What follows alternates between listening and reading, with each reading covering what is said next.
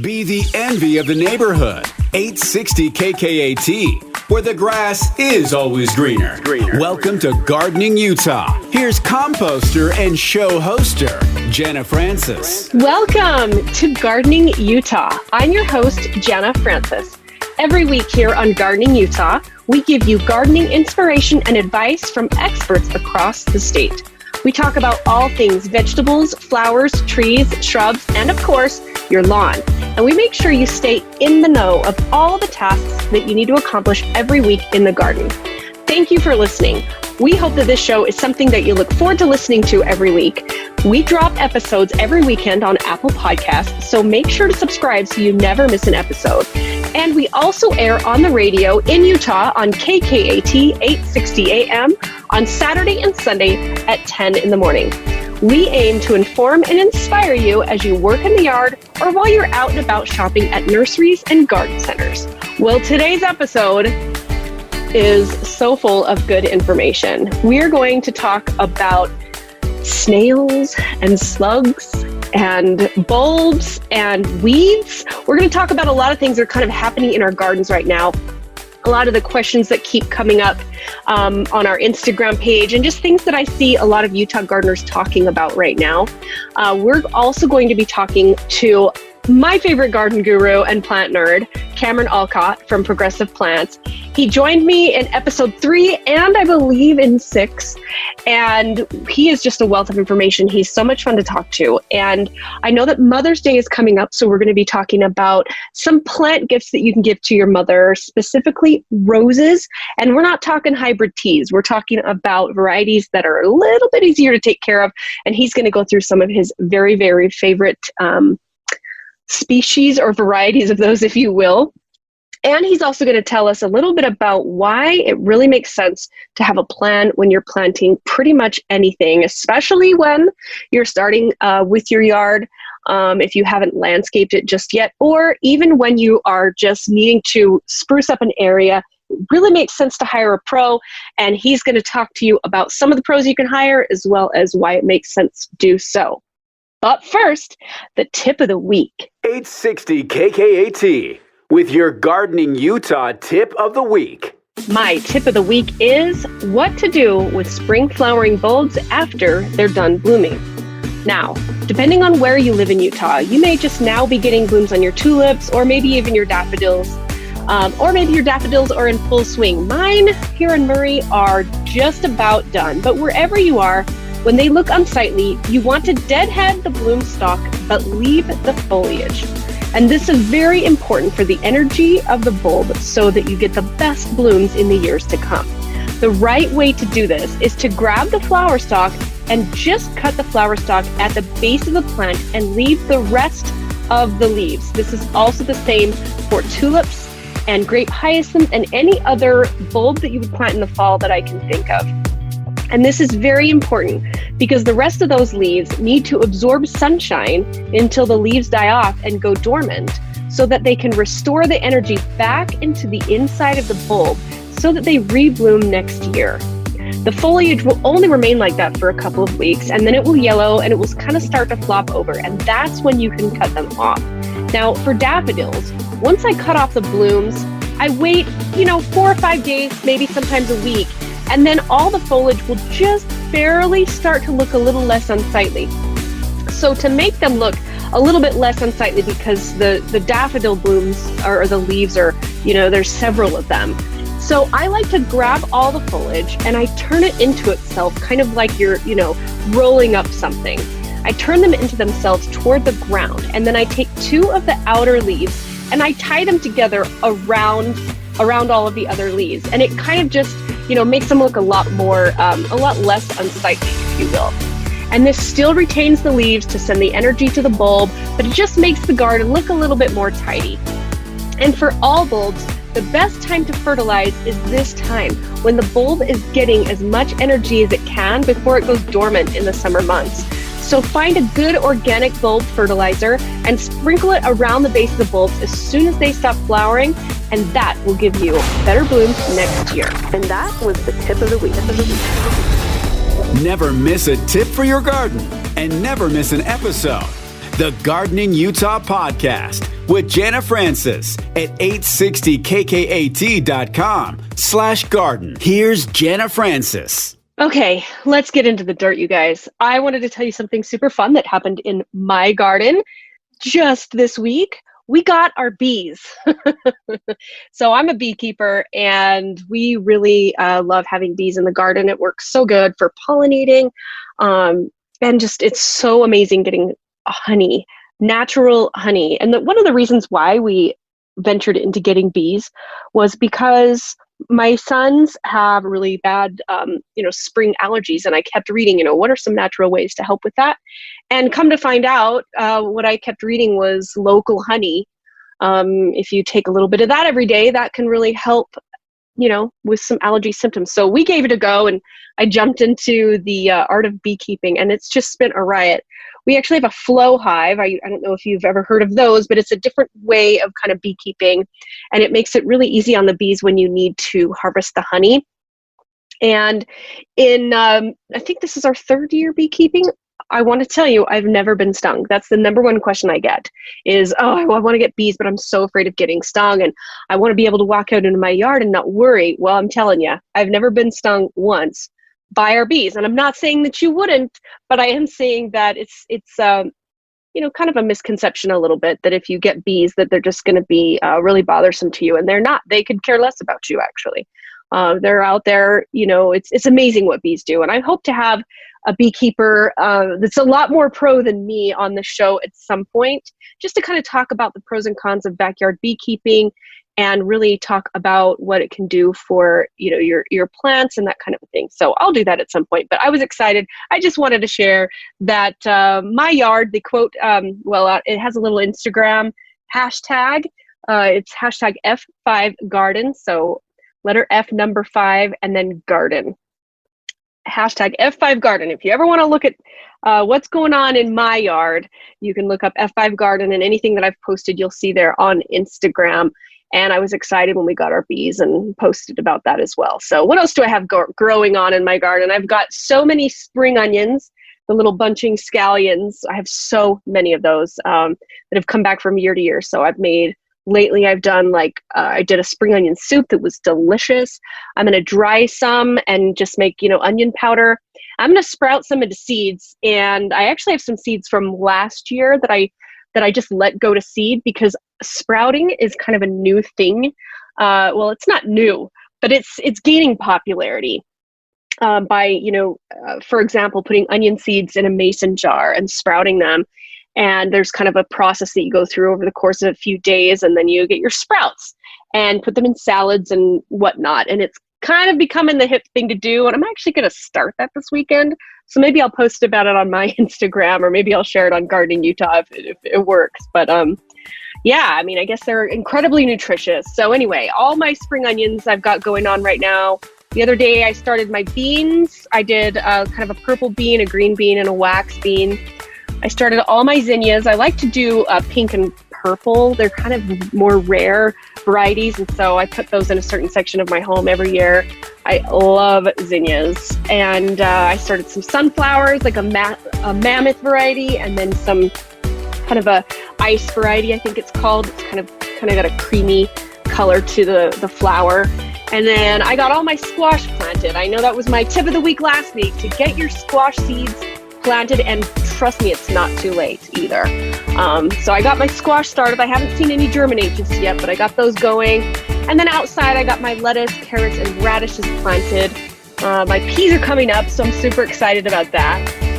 The spinach and chard are just barely starting to germinate, so I'm pretty excited about that. So that's kind of what's going on in my garden, other than I have a ton of cilantro as well that just came up from last year. So I did a cilantro lime chicken recipe last night. Amazing.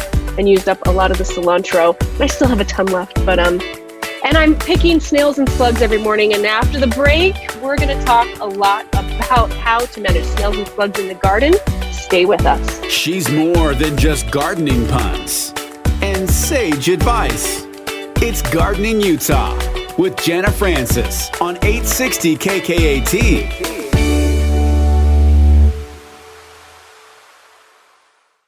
860 KKAT, with more of the fastest growing show on radio.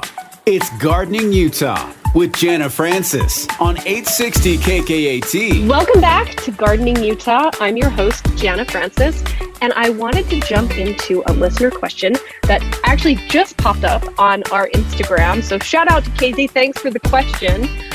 He says, hi, I just wanted to say, I found your podcast today and I binged all the episodes. Okay, that makes me so happy.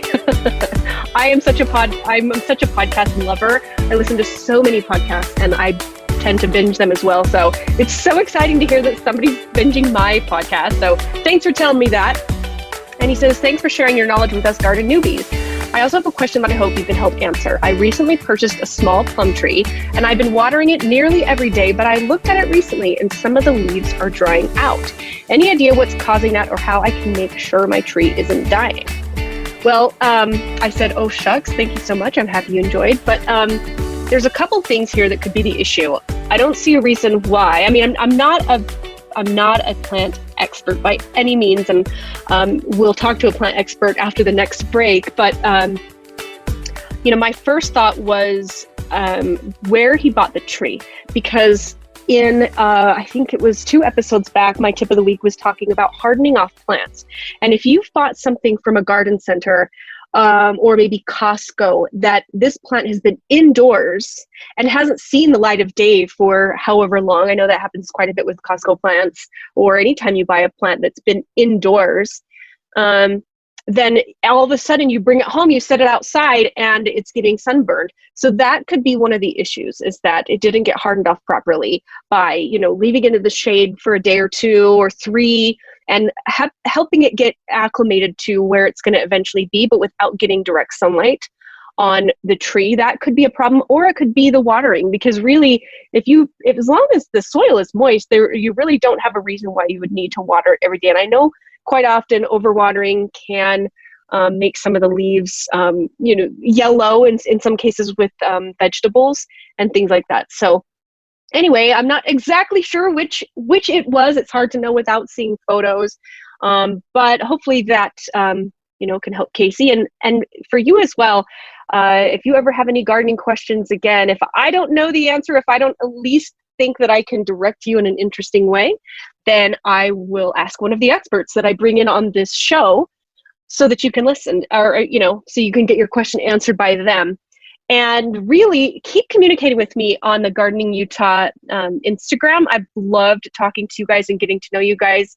I really want this show to be something that you guys really, are learning something from and getting something out of, and that it's really directed quite often with not only what's going on in Utah right now with your garden tips and tricks and things that you need to accomplish in the garden, but also experts that you want to hear from and other things that you're more interested in. So keep communicating with me, because I love to do that. So a couple things I wanted to bring up. First of all, one of my very, very favorite nurseries in Utah just reopened from the COVID-19 issue, Cactus and Tropicals. Shout out to them. Now you can't go indoors to their indoor nursery, but they can bring any plant that you want out to you. But their outdoor nursery is open for biz. So definitely go check out Cactus and Tropicals. Keep your social distance, do all the things we're told to do. I prefer to wear a mask out in public right now. I don't know about you. But that being said, I'm sitting here in my home studio. I don't know if I've started my car in 3 weeks.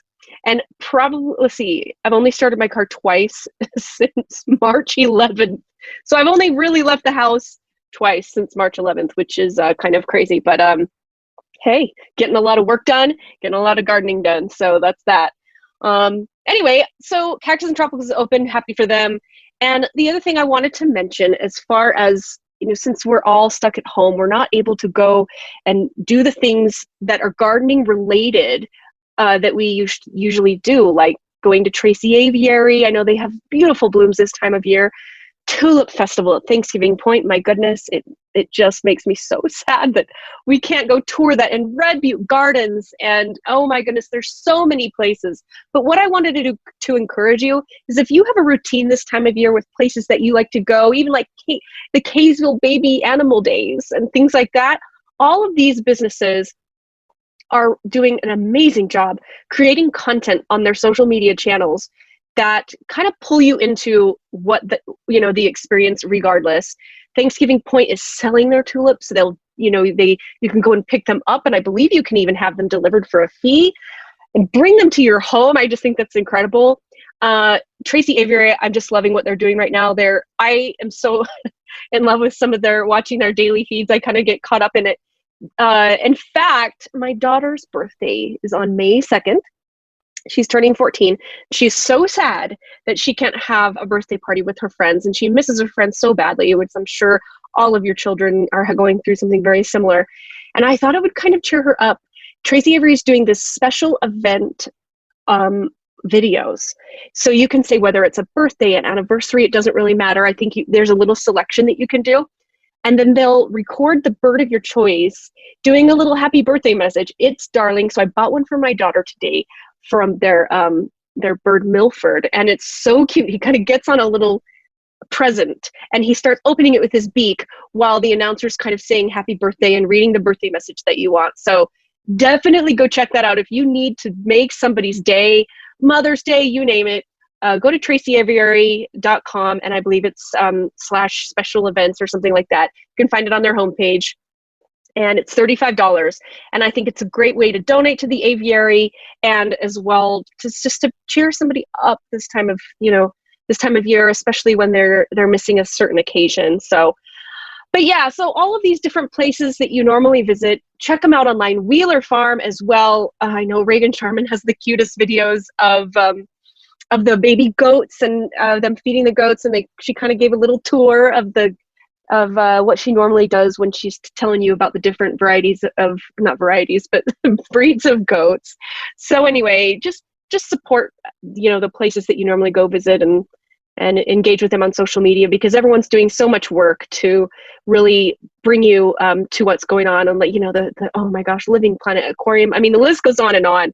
I just cannot wait to be able to support these places IRL in real life. Anyway, so I wanted to talk a little bit about slugs, snails and slugs, because right now in my garden, and I'm sure all of you, and especially as I'm recording this podcast, it's raining like crazy, and snails and slugs are starting to come out with full force. Now, everyone has their own opinion, and I'm not going to tell you what your opinion should be, but I prefer to stay away from using pesticides any possible way that I can.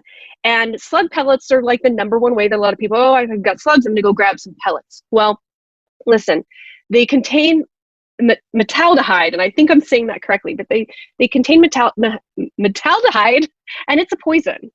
And so what happens to the birds that go and eat those slugs that have eaten the metaldehyde, right? And so on. We're really sending poison up the food chain when we're putting poison on the ground. So I just wanted you to think about that. You still make the choice that you choose to make, but really, metaldehyde is a poison. So just think through that when you're putting that in your garden. There are organic slug pellets, which break down naturally into the soil, but those even contain ferric phosphate. And there are elements in those that have chelators, and that is actually dangerous to the soil life, and almost as dangerous as metaldehyde. And the chelators, they're really bad for the earthworm population. So you're really doing damage to your soil, even when you're using organic slug pellets. So I kind of wanted to go through a couple things that you can do to help control the snail and slug population.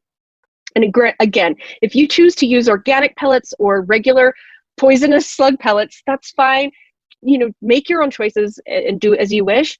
But if you can't do without them, please use them very sparingly, and just think through it like that. So here's a couple things that I do to try to keep my slug and snail population down. One of them is just a good old pair of tongs and a bag, right? I was doing that for over an hour this morning. I get up about 6:37 a.m. and I go out and I spend some time in the garden, and I just go through and pick the snails and slugs.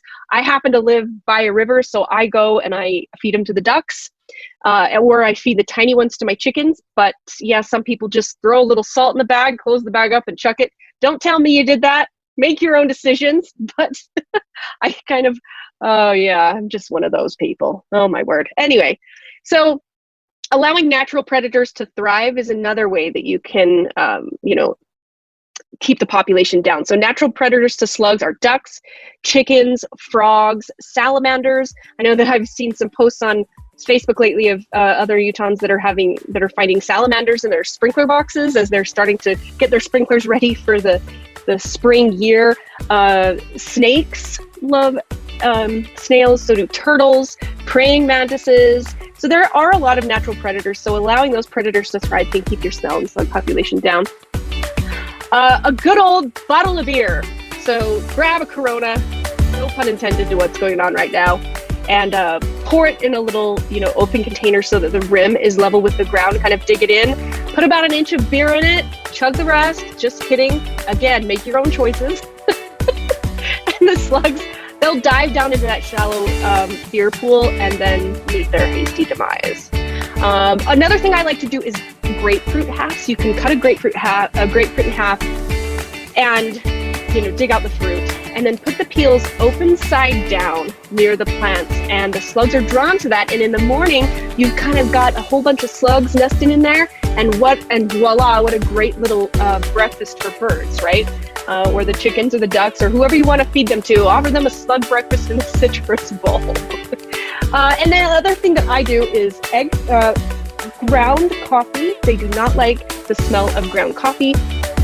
They also do not cross copper. So I know that Home Depot and garden centers will sell kind of copper tape. I've used that before. And then eggshells. I save my eggshells. Slugs just don't like to go over that when they're dry. So anyway, those are some tips and tricks, and we'll be right back after this with Cameron Allcrop from Progressive Plants. Stay with us. She really does have the nicest yard on the block. It's Gardening Utah with Jenna Francis on 860 KKAT. Welcome back to Gardening Utah. I'm your host, Jenna Francis, and with me here in our virtual studio is Cameron Allcrop from Progressive Plants. Cameron, thanks for being here. Well, thanks for having me on again. I love it. And, we were online the other day through the Utah Gardeners Facebook group. I noticed that you had posted that roses are the sexiest plant around, and no one can convince you otherwise. And I thought, roses are such a great gift for Mother's Day. So Mother's Day's coming up, and what did we say? 2-3 weeks now? Oh, yeah. We're like 2.5 weeks out. Yeah. So I think at this point, it's a good time to talk about that, because I think it's a fantastic gift for mom. It's one of those gifts that keeps on giving. Yeah, no, roses I think are absolutely amazing. I think sometimes people get a little frustrated with them because a lot of times they buy like the hybrid teas. And those are the ones that are legendary. Those are the ones that are in England, or the long stem roses that you give your girlfriend or wife, or as gifts or whatnot.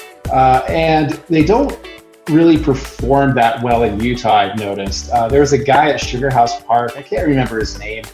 But he was like the groundskeeper there for years and years and years and years and years. And then right by like the exit where Highland High School was at, he had like a little patch of hybrid tea roses that he tried to get going for, 30 years. And I noticed about 4 or 5 years ago, he tore them all out.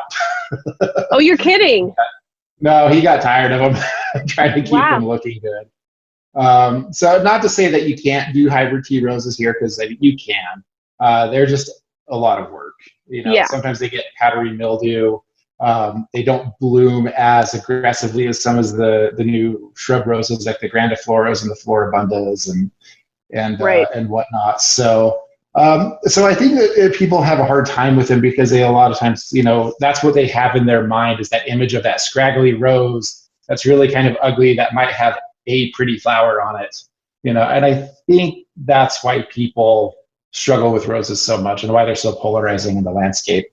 So most of the shrub roses that have been developed by various organizations, like you've got Weeks, you've got Star Roses, the ever famous David Austin roses, they've been developing roses that actually perform better than what you would see at, from like the hybrid teas. And so you can get different types of flower types with them, like different colors, different petal counts, and how profuse their blooms can be, and disease resistance and whatnot. So now they're almost like the easiest things to grow.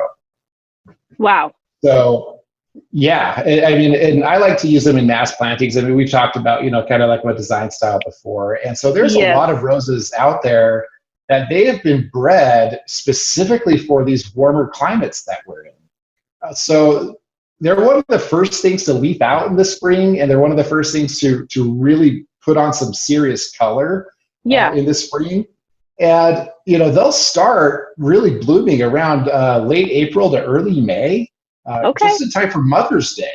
Yes. And so you can get them, and they will bloom pretty much continuously until we hit about 90 to 95 degrees for a lot of roses. And then they kind of, settle down a little bit.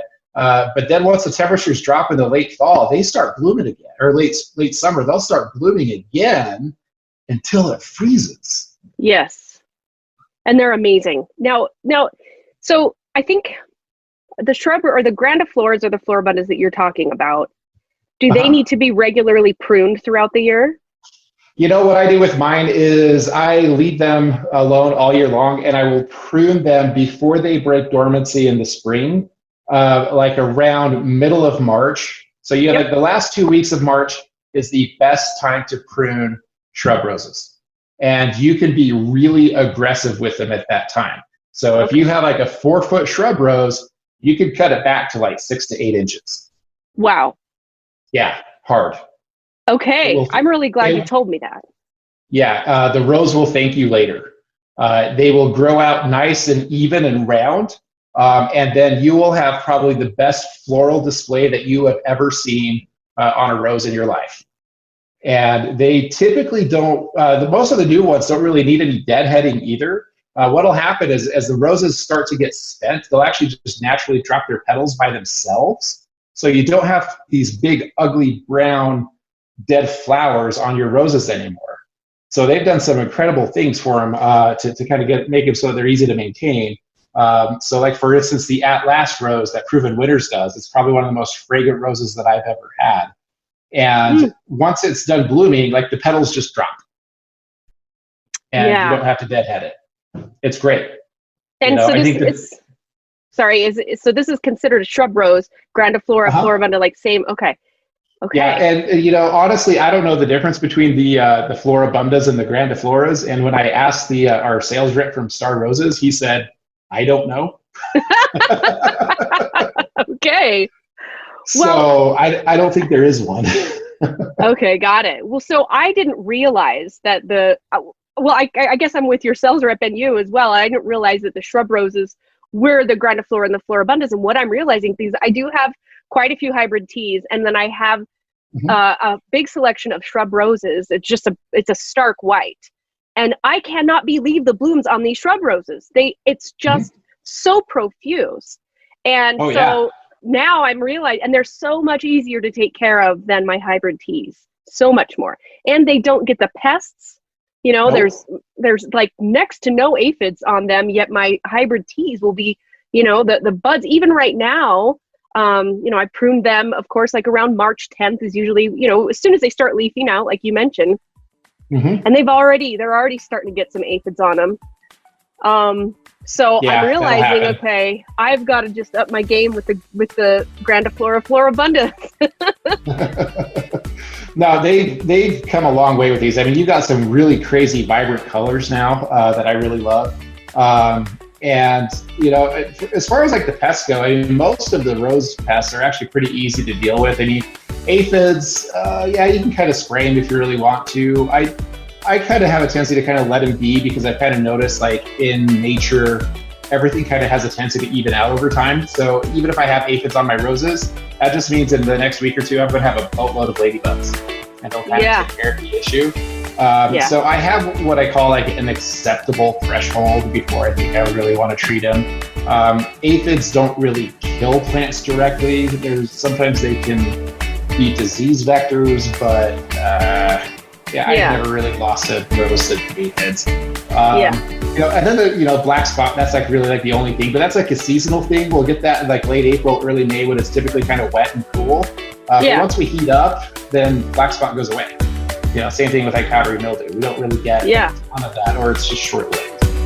Okay, well, when we come back after the break, we're going to talk about Cameron's favorite new varieties of these roses and how you can pick one up for your mom or for you for Mother's Day. Stay with us. She's more than just gardening puns and sage advice.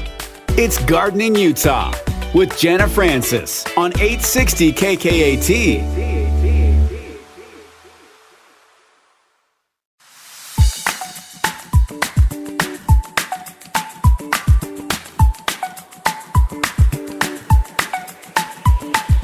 She really does have the nicest yard on the block. It's Gardening Utah with Jenna Francis on 860 KKAT, 860KKAT.com/garden. Here's Jenna Francis. Welcome back to Gardening Utah. I'm your host, Jenna Francis, and we're in a virtual studio today with Cameron Alcott from Progressive Plants. Hi. And we were just discussing roses and the difference between hybrids and grandifloras, floribundas, and there are some amazing varieties right now that I've seen you posting about recently that are, like you mentioned, try to convince me it's not the sexiest plant around. So tell us about some of your very favorite varieties. The ones that I like a lot are the ones that either smell really good or just have like some unusual color or unusual blooms and petal counts and whatnot. One of my favorite ones to use is the one that's called Cinco de Mayo. It's actually a multicolored type of rose. It's kind of like a purpley orange red, and it smells like really kind of spicy. They're really beautiful, and they're very, very small and really easy to maintain. They only get like 2 to 3 feet. Super easy to use. Another one that I really like is called Livin' Easy. It is really orange in color, like a tropical orange, and also has kind of like a spicy fragrance to it. I like them a lot. They pair very well with like anything that's white or blue, or if you want to do like a warm yellow, a warm color scheme, like with like the yellows and some of the pinks of it, they're really kind of neat. That last that I mentioned earlier is kind of a peachy color and probably one of the most fragrant roses that I've ever stuck my nose in. Whoa. And that one's called At Last? At Last. It's a proven winner. Proven winner's been pushing it really hard. And, usually when roses get pushed really hard to me, I'm like, yeah, okay, whatever. It's another rose. And then when I could smell it from 50 feet away, I was sold. Oh, boy. Yeah, I use that one all the time, especially in courtyard areas where you're going to be entertaining. Another really little known one is called Lady Elsie Bay. It's kind of like a pink color. And I use this one because it has probably the strongest bloom cycle when it's hot outside. So we actually have these lining the driveway at my nursery, and they don't stop blooming. So even in the middle of July, I still have flowers on them. So they're kind of neat, and they get about 3 to 4 feet. They're really easy to manage. So I like those a lot. Any of the drift roses, I've actually been really impressed with. Sweet Drift and Peach Drift are probably 2 of my favorites. They are very low to the ground. Oh, Apricot Drift is another one. I like that one a lot too. But they stay very low to the ground. They're only like 18 inches tall, and they just kind of spread out. Really? So you can use them as a border for your beds if you're going to do like a lot of layering, if you have enough space in your garden beds. And they're really kind of neat. They're not particularly fragrant, but they are just really nice to look at. Ebb Tide is another one that I really like. It is purple, and the flower structure is unbelievable. It's so dense, so many petals, and it's a very sweet fragrance to it that I really, really like. Let's see. Then the other one that I like, Sparkle and Shine. I forgot all about that one. That one's a yellow. Julia Child's, I think, a little bit more famous for like a yellow rose, like banana yellow. Yeah. But Sparkle and Shine, and there's another one actually called Shockwave. Both of those together, I think, are better performers than Julia Child because they don't fade out in the sun the same way that Julia Child does, at least here in Utah. So those 2, the Sparkle and Shine and Shockwave, I think is a really superior cultivar to both of those, or to the Julia Child, and I really like them. And the flowers on Shockwave are huge. They're massive. They're like at least 2.5, 3 inches across. Downton Abbey is another series. I think it's kind of like Star Rose's answer to, or maybe it's Weeks. Now I can't remember which, but the Downton Abbey series is probably the answer to David Austin roses, because David Austin roses are all great and all, but they are bred a little bit more to perform in England and maybe the southern US, but not the Intermountain West. Okay. So we've kind of found that the Downton Abbey series actually performs a little bit better. Huge blooms around 4 inches across, really fragrant. And Anna's Promise is really good. Edith's Darling is absolutely delicious. There's just a lot. You could keep me here all day. Totally. Well, roses. You brought up an interesting point, because I've always been pretty particular about how I group my colorings. And so I have a hard time deciding between kind of the hot combinations of colors like the reds, the yellows, the darker blues. But I also love my pinks and my purples and my light blues. And so the way I went around that is so that, because I really think that the color combinations make a huge difference in the look. And so my front yard, I do kind of all the cool colors. I've got the light blues and the purples and the whites and pinks. And then my backyard is the more hot colors, the reds, the yellows, and that kind of a thing. Don't you think that that's such an important thing in landscaping that a lot of people miss? I think so. I mean, it really kind of depends on what you're trying to do. I mean, if you have certain areas in your yard, like if you're doing like a little meditation garden or a little Zen area or something like that, I've kind of found that doing cooler colors, like, your purples, blues, things that are, that help kind of like slow you down a little bit, seem to be a little bit more effective. Entertainment areas, I think, do better with warmer colors, because there's a lot of hustle and bustle, and when you're entertaining, there's a lot of activity going on, and if the landscape kind of reflects that, then that type of energy, I think, just kind of helps feed the mood of your entertaining area. So totally, maybe I'm overthinking it. I don't know. Not at all. It's like, for when I get home and I see my yard and garden in the front, it's like, oh, it's calming, it's beautiful, you're back home, it's relaxing. But then it's kind of like, calming in front and then party in the back, Exactly. That's so scary. See, and I find that it's interesting that you say that, with the cool colors in the front yard, because a lot of people chill out on their front porch, just kind of watching people go by, just being very mellow, But where do they have parties? Backyard. That's where you put all the warm colors. And I've seen a lot of people do that, whether it's conscious or not. Yeah, that's interesting. That's so interesting. Well, we were talking earlier, this has certainly become, because of the circumstances going on in our lives right now, it's the year of the yard, because everybody has so much more time on their hands, and they're quote unquote stuck at home and seeing all of these things and projects that they've always wanted to do. And I think sometimes it really makes sense sometimes to step back just a little bit and hire a pro. And let's talk about that. Yeah, I'm glad that you have time on your hands. This has been the busiest year for me ever. Which is amazing. I know, I can't even do stuff in my own yard. And and my lady's like, hey, what are you going to do the yard? I'm like, I'll get to it when I get to it. No, but I completely agree. Like, hiring a pro is never a bad idea, because there's nothing more costly than a dead tree, especially when you have one in the wrong spot. And the hardest part, I think, for most people is plant selection for their landscape. And sometimes they don't think about how they're really going to use the landscape. So I kind of have like a little saying, and I kind of have stolen this from other sayings. So like, the road to plant hell is paved with intentions, or good intentions. So people think they're going to use their yard in a certain way, like a garden, for instance. So people are like, oh yeah, I want to put like all of my crops and stuff in the back part of the yard, in the corner that I can't really see. Well, the problem is that if you're inside and you don't see that corner, you're not going to go maintain it. And the other hard part about that too is that, are you really going to want to go over and harvest 50 bushels worth of tomatoes and haul them across your backyard 10 times in a row? No, you're going to hate that. So really the best place for me, I'll usually try to put gardens right outside the kitchen window, so that when you're standing outside there, you're looking at the window, you can see the garden. It's like, oh, I need to water that, or it's like, oh, I only need to, instead of it taking me 3 hours to truck along my backyard to harvest all of these tomatoes, it takes me 10 minutes. Wow. Yeah. So those are the things that I don't think people really think about when they're kind of designing their yards. So that's just like one small example. The sides of houses where a lot of people just have lawns and they're mowing and whatnot. Local scapes classes, I mean, that the conservation garden has, they talk about putting pathways along the sides of houses so you don't have to maintain them.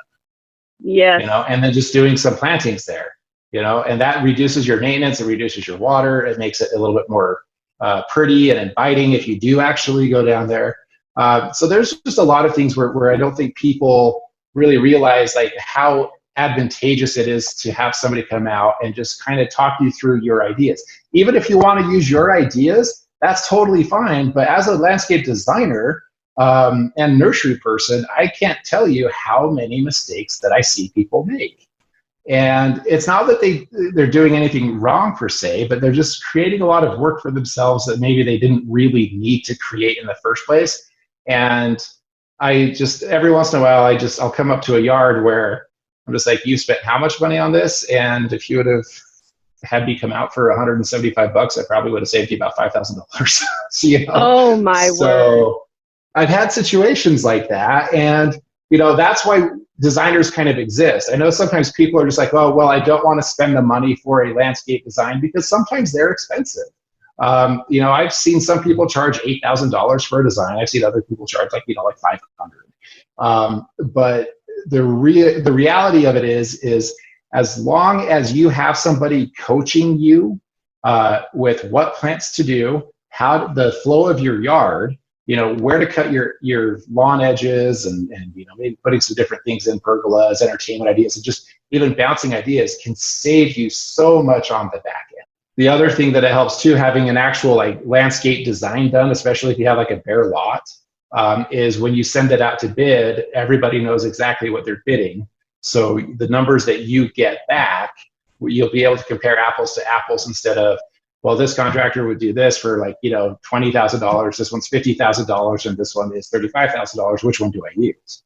Yeah, that makes so much sense. Yeah. So, because I can tell you right now, a lot of contractors will be like, well, since these people don't have a plan, I'm going to have to figure another $5,000 to $10,000 in here as a slush fund in case the homeowner doesn't quite understand what we're doing.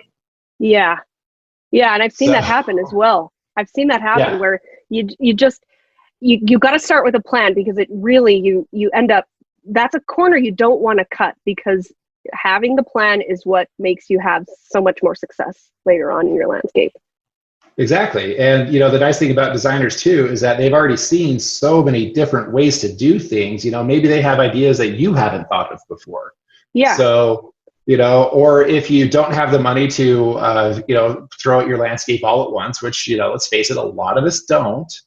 Yeah. You can do it in stages and still keep it consistent, even if it takes you a couple of years to do it. Absolutely. Well, and so how do people, I know that you have several people that you contract with at Progressive Plants, and they're on progressiveplants.com, and I believe you click to the design tab, and there's a listing, and it kind of goes through you and the other designers that you work with. So as a listener, if you're listening to this now, that's how you're going to want to get in touch with these guys. If you're doing a plan, or even if you just need some consultation and want to know what to plant where, as Cameron said, they'll come out for an hour or so and give you some input and advice if you've already got an established landscape as well. So anyway, Cameron, thank you so much for being on the show again. Oh, thank you. I love being here. Well, that's it for today's episode of Gardening Utah. Thank you for listening. I really hope you enjoyed this episode and were inspired or learned something new. Please subscribe to this show on Apple Podcasts or wherever you get your podcasts so that you never miss an episode. And look us up on Instagram at Gardening Utah and send me a message. Tell me what you'd like to see. And if you or someone you know is a garden guru, you'd like to be considered a guest or a sponsor of the show, send me a message and we'll have a chat. And tell a fellow gardener friend about this show. We'd love to have them join our Gardening Utah group of listeners. This show is a Cumulus Media production, and shout out to our producer, Lambo.